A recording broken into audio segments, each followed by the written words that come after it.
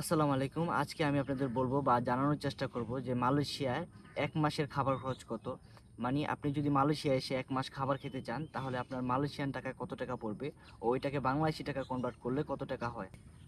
তো প্রথমত বলি, আপনি মালয়েশিয়ায় মূলত ৩ ভাবে খাবার খেতে পারেন। যার ভিতর ১ম টা হলো আপনি নিজে রেঁধে খেতে পারেন। আর ২য় টা হচ্ছে গিয়ে আপনার আশেপাশে যদি কোনো বাংলা দোকান থাকে, আরকি বাংলাদেশি দোকান থাকে, যারা মাসিক চুক্তিতে খাবার খাওয়ায়, তো ওইখানে আপনি মাসিক চুক্তিতে খাবার খেতে পারেন। আর ৩য় পদ্ধতি হচ্ছে গিয়ে আপনি যেকোনো জায়গা থেকে যখন যেখানে মন চাইবে সেখান থেকে কিনে খেতে পারেন। তো আমি মূলত ২য় পদ্ধতিতে খাবার খাই। মানে আমার আশেপাশের কোনো নির্দিষ্ট বাংলা দোকানে গিয়ে মাসিক চুক্তিতে খাই এবং মাস শেষে আমি টাকাটা পেমেন্ট করি। তো আমি মূলত এই বিষয়টার উপরে ১ম এ কথা বলার চেষ্টা করব। তারপর আস্তে, আস্তে বাদবাকি বিষয়গুলো নিয়ে কথা বলব। তো আমি যে বাংলা দোকানে খাই সেখানে আমার ১ মাসের খাবার বিল আসে মালয়েশিয়ান টাকায়, মালয়েশিয়ান রিঙ্গিতে ৳৩৪০ মতো, ৳৩৪০, যেটা বাংলাদেশী টাকায় কনভার্ট করলে আসে ৳৯,৯০০ মতো। তো এই টাকার অ্যামাউন্টটা আপনার বিকাশ, নগদ, ব্যাংক এবং কি আপনি যখন এই ভিডিওটা দেখছেন তখনকার সময় অনুযায়ী বিভিন্ন ধরনের হতে পারে, বিভিন্ন অ্যামাউন্ট হতে পারে।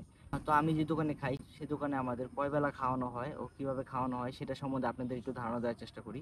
তো আমি মূলত যে দোকানে খাই সেই দোকানে মূলত আমাদের ৩ বেলা খাবার খাওয়ানো হয়। সকাল, দুপুর আর রাত্রে। তো সকালে কি খাওয়ানো হয়, দুপুরে কি খাওয়ানো হয় এবং রাত্রে কি খাওয়ানো হয় সেই সম্বন্ধে যদি একটু বলি। সকালে মূলত ২ টা রুটি এবং সাথে ১ বাটি ডাল দেওয়া হয়।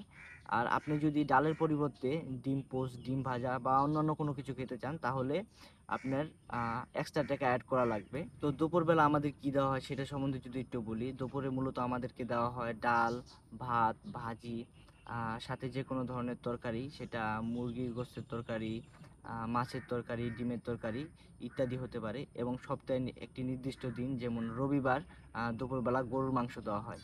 তো যদি কোয়ান্টিটির কথা বলি মানে কি পরিমাণ দেওয়া হয় সেটা যদি একটু বলি, তাহলে বলবো যে ভাত এরকম ১ প্যাকেট দেওয়া হয় যার ভিতর ভাজি এভাবে দেওয়া থাকে এবং ডাল এরকম ১ প্যাকেট এবং যদি তরকারি দেয় তাহলে এরকম ১ প্যাকেট দেওয়া হয়। আর তরকারির কথা যদি বলি তাহলে যদি মাছ দেওয়া হয় তাহলে এরকম ১ পিস মাছ দেওয়া হয়। আর যদি গরুর মাংস কিংবা মুরগির মাংস দেওয়া হয় তাহলে প্রতি প্যাকেটে ৩ পিস করে থাকে এবং যদি ডিম দেওয়া হয়, ডিমের তরকারি দেওয়া হয় তাহলে ১ পিস ডিম থাকে। তো রাত্রে মূলত সেম একই প্রসেসে দেওয়া হয়। কিন্তু রাত্রে সপ্তাহে কোনো একটা নির্দিষ্ট দিন রাত্রেবেলা বিরিয়ানি দেওয়া হয়। এবার খাবারের কোয়ালিটি যদি বলি তাহলে দোকানের খাবার সেটা আপনারা ভালোভাবেই জানেন। বাংলাদেশে যারা মেসে খেয়েছে কিংবা যারা এভাবে খেয়েছে তারা জানে যে কি পরিমাণ খাবারের কি পরিমাণ কোয়ালিটি থাকে। ডাল কেমন থাকে, তরকারি কেমন থাকে। এটা সম্বন্ধে আর বেশি বলার কিছুই নেই। কারণ সবাই জানে যে কি পরিমাণ থাকে, কিরকম থাকে খাবারের কোয়ালিটি। ভালো-মন্দ মিলিয়ে থাকে।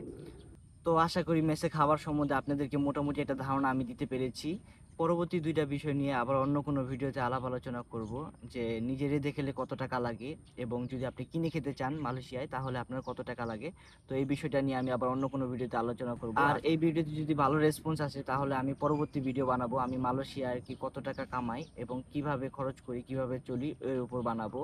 তো আশা করি ভিডিওটা আপনাদের ভালো লেগেছে। তো আপনাদেরকে আমি কিছু বলব না যে লাইক করেন বা এরকম কোনো কিছু। কারণ আমি জানি যদি আমি ভালো ভিডিও বানাতে পারি, আপনাদেরকে যদি ভালো ভিডিও দিতে পারি তাহলে আপনারা এমনিতে লাইক, কমেন্ট, শেয়ার, সাবস্ক্রাইব করবেন এবং ভিডিওটি শেয়ার করবেন। তো আজকের জন্য এই পর্যন্তই। আল্লাহ হাফেজ। ভিডিওতে যদি কোনো ভুল থাকে কিংবা কোনো কিছু যদি জানার থাকে তাহলে আমাকে কমেন্ট করতে পারেন। আমি অবশ্যই রিপ্লাই দেওয়ার চেষ্টা করব ইনশাআল্লাহ। তো আজকের জন্য এই পর্যন্তই। আল্লাহ হাফেজ।